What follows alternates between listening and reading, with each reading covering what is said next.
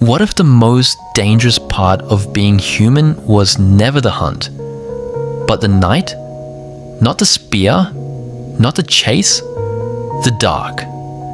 Because somewhere around 2 million years ago, our ancestors were doing something that should have gotten them killed almost every single night.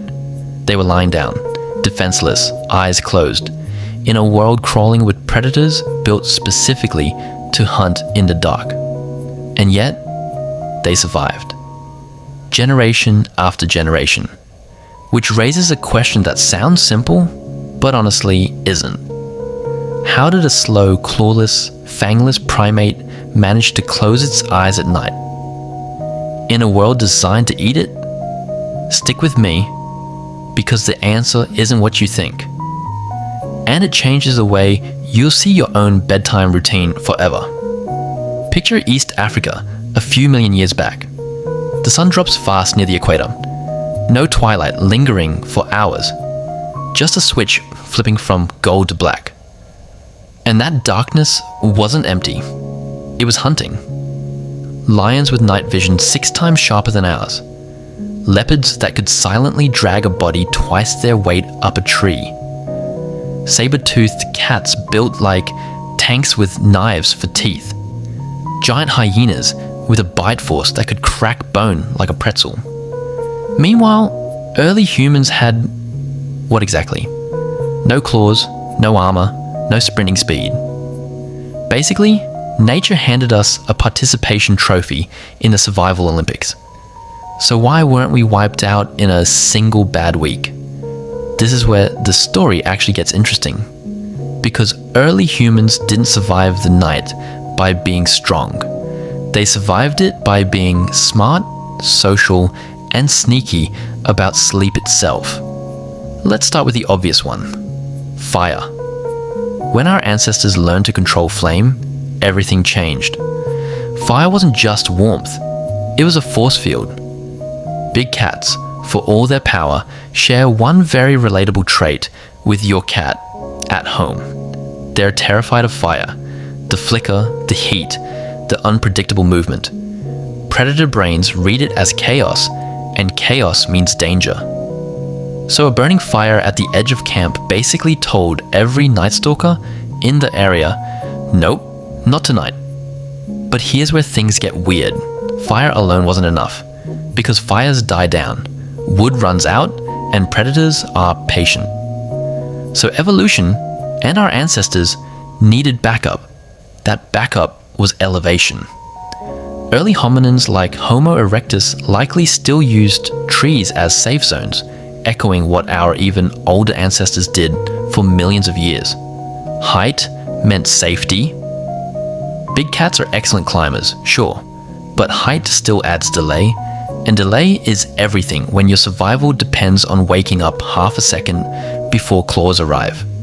Later, as humans evolved, we shifted toward caves, rock shelters, and enclosed spaces. Why? Because a single entrance is a defensible entrance. You don't need armor if the enemy can only attack from one direction. Nature clearly didn't get the memo that humans were supposed to be easy prey. Now here's the part that surprises almost everyone. Fire, height, and shelter weren't even the biggest defense system our ancestors had. The real secret weapon was something stranger. Something you use every single night without even thinking about it. Broken sleep. Modern humans assume the correct way to sleep is 8 uninterrupted hours. But that idea is shockingly new.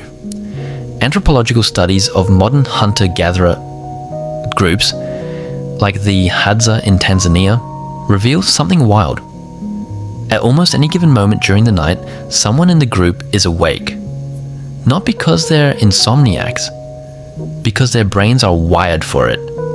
Human sleep naturally cycles between light and deep stages, and across an entire group, those cycles don't line up perfectly, which means there's almost always at least one person in a lighter stage of sleep, more alert, more easily woken.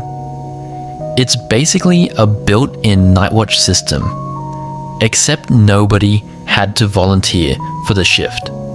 Evolution assigned it automatically. Your brain is basically saying, absolutely not.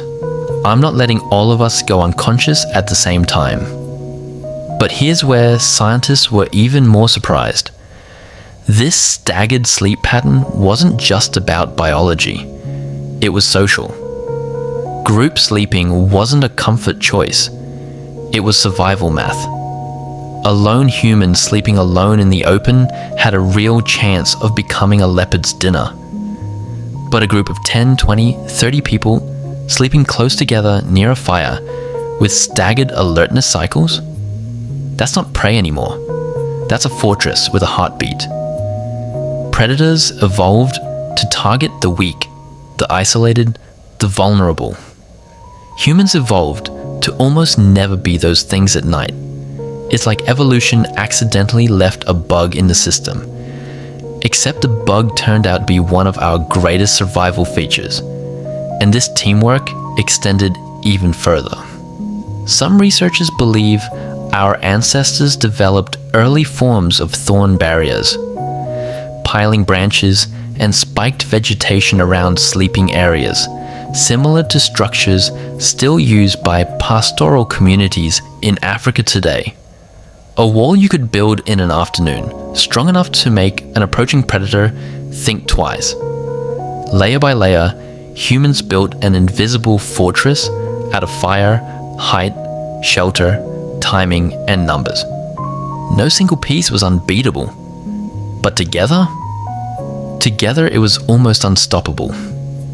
Which brings us to the twist most people never expect. We didn't outlast the predators of the night because we became tougher than them. We outlasted them because we got better at being vulnerable together. Every yawn tonight, every time you drift into a lighter stage of sleep without realizing it, every instinct that makes you feel safer sleeping near others, that's not random. That's ancient survival software, still running quietly in the background of your biology. The lions are mostly gone from our lives now. The saber-tooths vanished tens of thousands of years ago. But the systems they forced us to build, fire, shelter, community, rhythm, those never left. So tonight, when you fall asleep in your locked house, under a solid roof, with zero chance of a leopard testing your window, take a second to appreciate that this sense of safety is new. Shockingly new. For almost the entire story of our species, sleep was not peace. It was strategy. So here's the question worth sitting with. If our ancestors survived the deadliest nights on Earth not through strength, but through connection, what does that say about the version of safety we've built for ourselves today, alone, behind closed doors, disconnected from the very thing that once kept us alive? If you enjoyed exploring this mystery, subscribe to the Primal Logic for more fascinating stories about humans, nature, science, and the hidden reasons behind the world around us.